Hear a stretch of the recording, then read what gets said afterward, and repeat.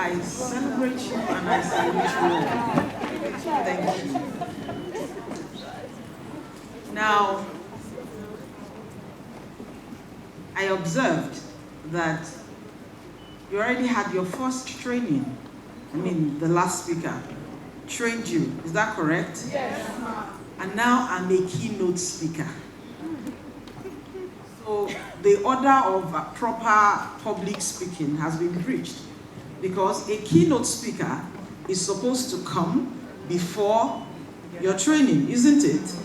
Because the keynote speaker is supposed to highlight the key factors that you're supposed to note during the conference. So how am I going to do it now? Training has commenced. So we have to hybrid it so that we can be compliant. You know, you never can tell who is watching. So I'm going to be a keynote speaker, and probably I will infuse training with it. If you are in support, say hi. If you are not in support, keep quiet. The eyes have it. Thank you. I must celebrate everybody here. I must also celebrate my brother, and we all call him our mentor, isn't it? The reason why we all do not wear bone straight anymore. There's no bone straight in this room. Honestly, there is none. There's no bone straight. So thank you so much for so much that you have done for all of us. Thank you that you're always thought-provoking. You are indeed a thought leader, and you have helped shape the minds of young ones and even old ones. You would not believe it. Yeah, it's for reasons of the things that you have spoken that a lot of us have acquired what we have acquired today. So thank you so much. So let's start with the hybrid. The woman who spoke last, she left? That was remarkable, isn't it? Done quietly, smoothly, and it was beautiful. A lot packed. I was making notes. I don't know whether you were. So let's revise a bit of the notes from what she spoke about. I found quite intriguing that she talked about being able to speak, right? As real estate women, or women in real estate. You know, that bothers me a lot. Because I hear a lot of people, especially those even in your business, who say they are introverts and they know techniques to sell without speaking to people. While I agree with you that the world is largely digitalized, I must tell you that you are not just selling real estate, you are selling yourself. You are selling your personal brand. The moment you open your mouth, the world can tell the content of your being. Therefore, I always tell people that a skill that is non-negotiable in success, a skill that is non-negotiable in thriving in life, is ability to speak well, ability to speak accurately, and ability to communicate your thought with distinction. It's non-negotiable in life. Do you know why it's non-negotiable in life? Do you know that the more successful you are in life, the more the world wants to hear you? Yes. They will come for you. They will place a demand on your voice. Why do you think I'm standing here? I am in the legal space. What am I doing on a platform that is largely for women in real estate? Do you know that I have been speaking, a public speaker, since I was 18? Wow. Oh, my mother threw me on the stage. But people did not place a demand upon my voice, largely until I pioneered the first digital affidavit in the Nigerian judiciary. Clap, oh. Clap. If you are not pushing, you better clap. That was when the world suddenly saw me. That was, and they started placing a demand on my voice, not even knowing that I was already a public speaker. Imagine if I had done that, or you imagine if that success met me when my voice was not sharpened enough. So they will tell you, oh, you have done this. Can you come speak to us about pioneering change. And then I'll be jumping, I'll be saying, I'm very scared of stage. And you know one thing about the world? Once they don't hear you no more, they will forget about you. They don't care about the now. They care about those who are innovating for the future. You see, now I've moved away from keynotes. I better go back to my keynotes. So, the world pays attention to those who have direction. The world pays attention to those who have direction. She also talked about marketing. She talked about rejection. Let me say something about rejection also. In real estate, one of the raw materials of your craft will be that you understand how to handle rejection. And one of the greatest ways to learn how to handle rejection is to know that rejection is not you. They are not rejecting you. They are only rejecting your offer. Sorry, darling.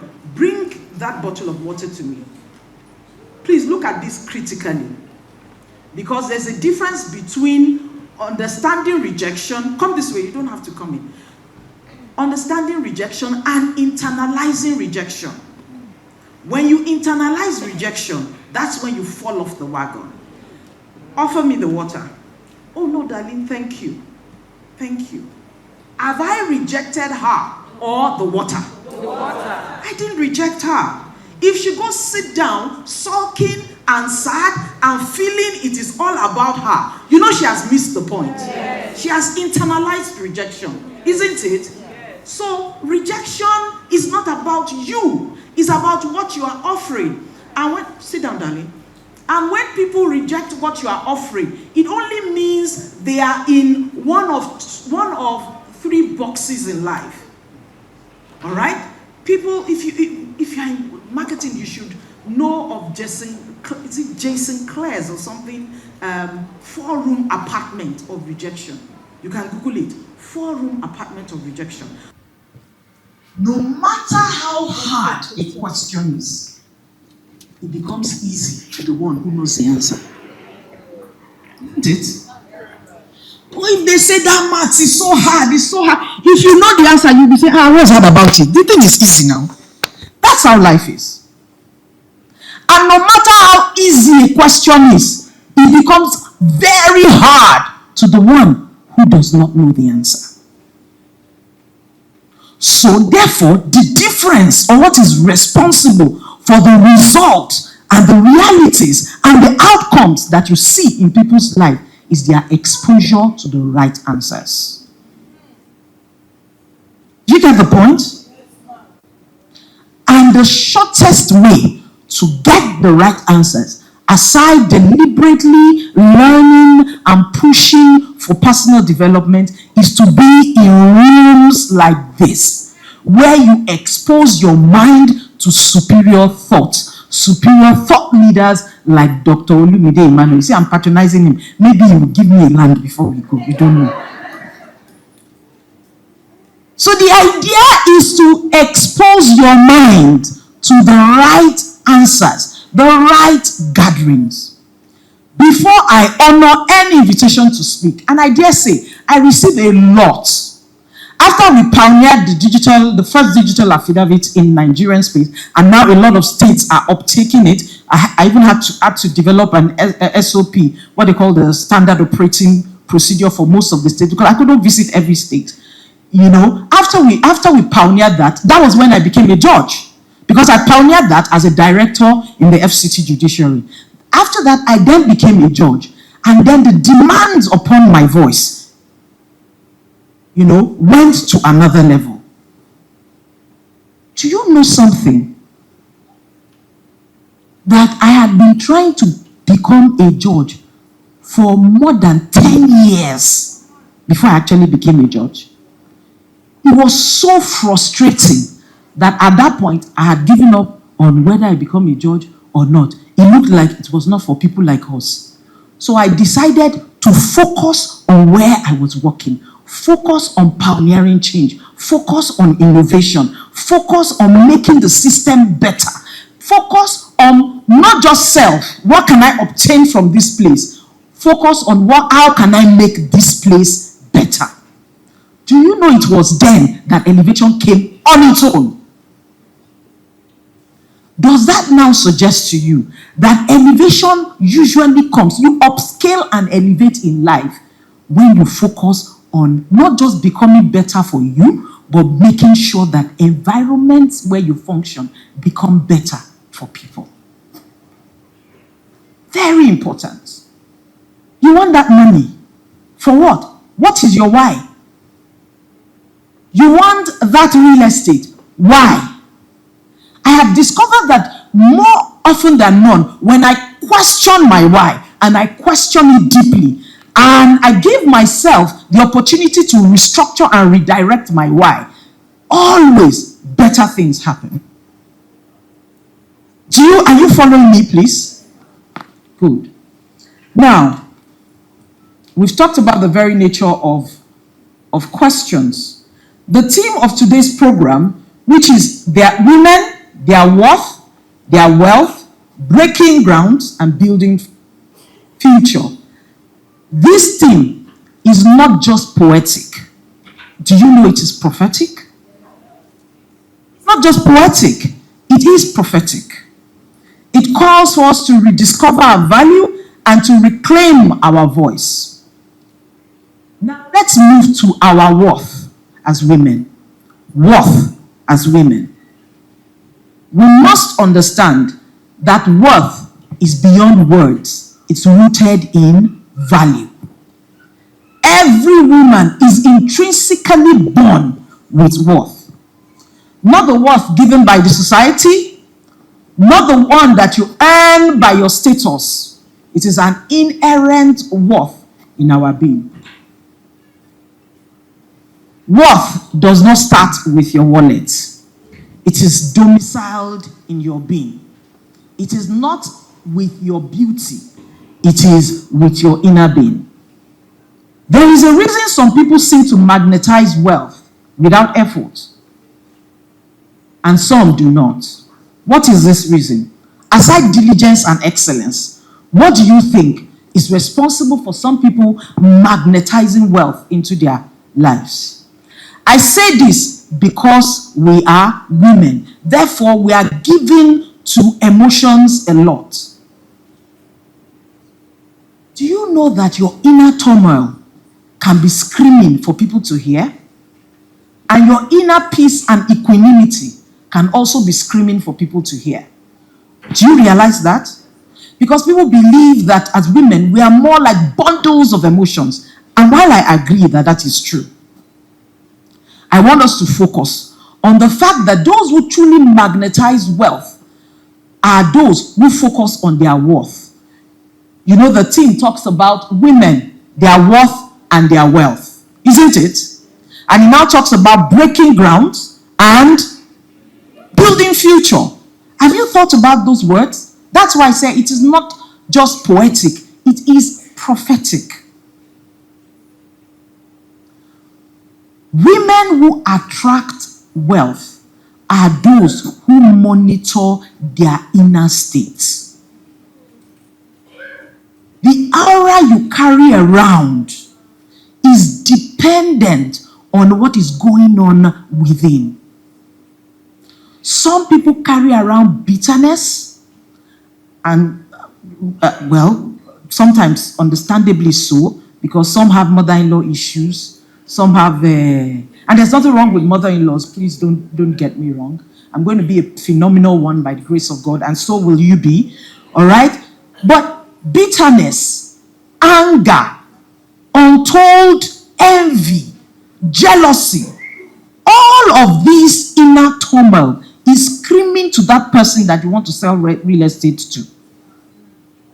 And is bouncing off on them like a communication tower. Please try and believe this. I pray that your mind will be open to understand this thing I'm talking about. Because it's the reason why some magnetize success and some repel it. Yet, you both have similar excellence and diligence. Your inner state is creating an aura around you. There is a book called Aura Intelligence. Those who are intelligent about the aura around them. And that aura you carry is an offshoot of your inner state. That bitterness, you got to get rid of it. That envy, it has to go. You have to question yourself. You have to learn of yourself almost with the rigor of a PhD. Learning yourself. I did not begin to do remarkable things until I decided to learn of myself, say to myself, this one is bothering you. This one is in your life. This one is a state of your mind. How do you weed it out? Like you want to weed grass. And I started working on them one after the other. The aura you carry around, which is an offshoot of what is inside you, once you step into the room, there it goes. People can sense it. The man who wants to even buy ordinarily, because of that thing that you carry, that unseen force that you carry is repelled, and he doesn't even know why. That's why men make more sales sometimes than women. But these days, some women know how to make more sales. I did not see anything. So it is not luck, it is not inheritance, it is not accident. It is the energetic inner worth.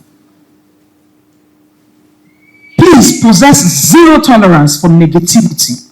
Negative emotions like bitterness, ugly scheming, unwholesome anger, jealousy, needless envy. Please, these feelings and emotions, they birth realities that you don't even want. Because they ultimately chase away the desires of your life. Instead, maintain goodwill and love for all. Is it months ago now or weeks ago, I can't remember, I was training a small group of people, they are professionals, in a life class. And I was training them on a topic called Pioneering Change in Civil Service, the Required Mind Engineering. I don't know whether some of you were there, but they were top professionals that they called me to come speak to about pioneering change in civil service. Because see, pioneering change in civil service is not the same thing as pioneering change in private sector. You see that thing that I did in civil service, that in all honesty looks like a big deal. In private sector is like this. It's like this. But in public sector, my sister, you will wake up the next morning. You say you want to pioneer change and stop the leakages of funds away. Abi, you want to pioneer change. You will wake up the next morning, your feet will be so swollen, and that's what you will be nursing all through that tenure of that your directorship. Pioneering change in civil service requires not just emotional intelligence, it requires spiritual intelligence. That as you are pioneering on the earth, you are pioneering the heaven. Because some people, they will not say anything to you. They will even be encouraging you. But they know exactly where to go and abort what you're saying and what you're trying to do.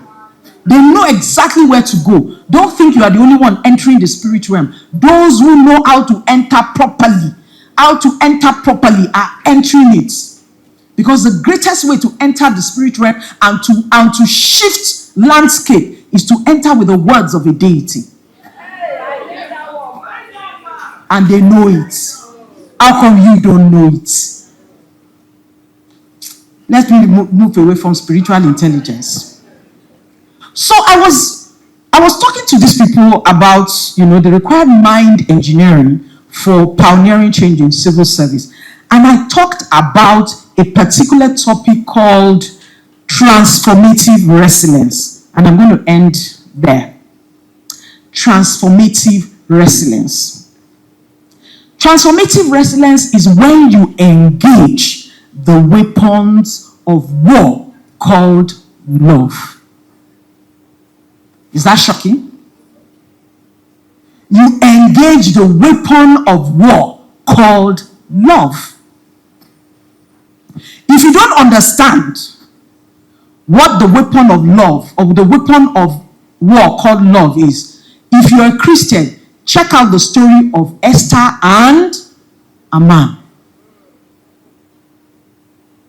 Do you get the point? Where Haman, who wanted to annihilate the Jews, God annihilated himself without lifting a finger. All she used as a weapon of war was love. So that means there is love, the emotion, there is love, the ammunition. Do you get that? There is the emotions of love, and there is the ammunition of love. That's what transformative resilience does.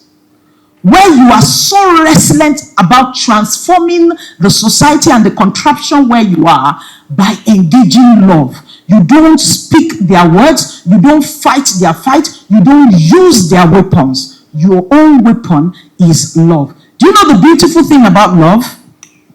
You will feel good doing it.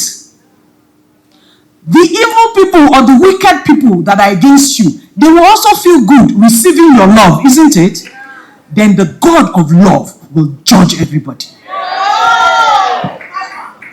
That's how it works. You will be happy because you're giving love, even when you're receiving wickedness. The wicked people are happy receiving the love that you're giving. Then the God of love, who is the judge over all, will judge everybody according. I understand this because I sit in judgment over people. And I have been in the judiciary as a judex for 22 years. As a lower court judge to a higher court judge. Which means all my work life. Of course, I worked in the bank for a bit. And I worked in legal practice also for a bit. Now you're wondering how old I am. Don't worry. For 18 years, I was a lower court judex. That means I was a district court judge and a magistrate.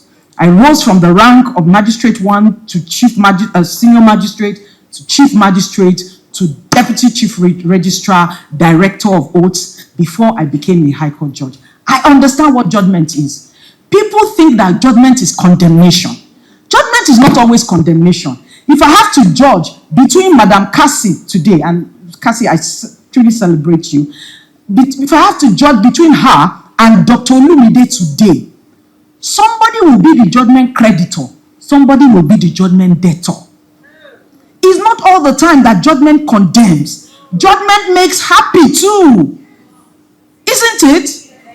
So if she took Dr. Olumide's land and I sit in judgment over it and I give him back his land, is he sad or happy?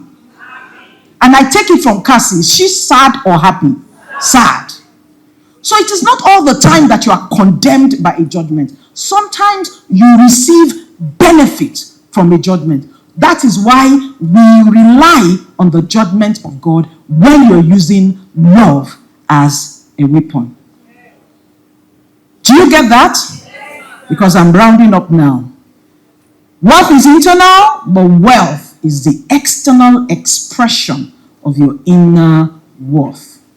To transform worth to impact, women must tap into the many opportunities that are bound around us today. To break ground is to push boundaries, to step into spaces where women were once told they do not belong. It requires emotional intelligence, the strength to balance ambition with empathy and humility. Building the future, lastly, therefore requires leadership with legacy. Legacy is starting with the end in mind. Because if you do not start with the end in mind, your world will not mind you.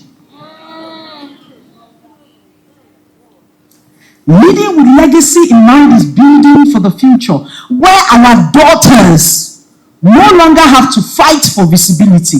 Why? Because equality is now normalized order of the day. To build for the future, we need women and female leadership. I don't think there's a ceiling anymore. The ceilings don't exist anymore. There's no glass ceiling, there's no wooden ceiling anymore. It is the courage to climb to the top that is lacking. The ceiling is not there. Well, at least people like Dr. Lumi, they have removed the ceiling. Abi? They have. Leadership for women must also mean mentorship. You know why? Women must learn to leave the door open behind them. Don't pass through that door and close it. Don't pass through that door and bang it. Leave the door open behind you. And in closing, dear sisters and trailblazers, the time for hesitation is over. We're not breaking grounds. And let's remember that as we are breaking that ground, we are also laying foundation. Foundation for our daughters, for our institutions, and the generations unborn. Let the world look back and say, here were women in real estate who did not just build real estate, but build empires of hope. Women who did not just build wealth, but they built conglomerate of wisdom. Here were women in real estate who did not just build futures and infrastructure, but built freedom for generations yet unborn. Because when women arise, nations are lifted. When women own, society prospers. And when women lead, humanity wins.